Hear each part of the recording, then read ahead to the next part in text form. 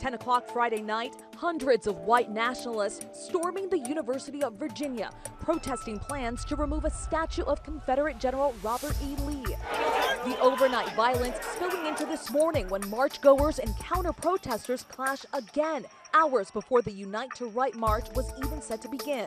Just after 10:30 a.m., the crowd growing in size. Local and state police in riot gear responding in force, but the violence escalating.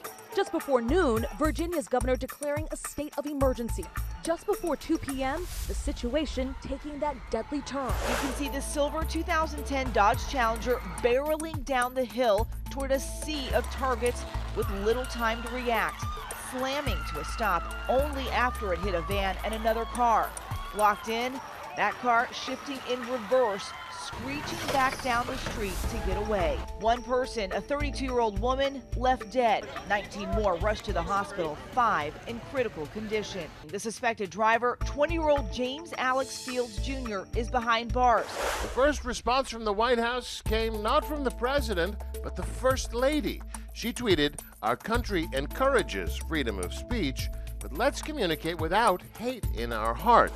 We condemn in the strongest possible terms this egregious display of hatred, bigotry, and violence on many sides. On many sides. Senator Ted Cruz put out his own statement calling the attack a grotesque act of domestic terrorism.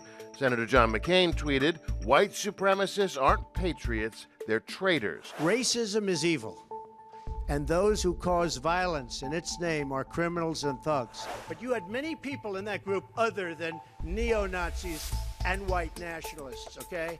And the press has treated them absolutely unfairly. Now, in the other group also, you had some fine people, but you also had troublemakers.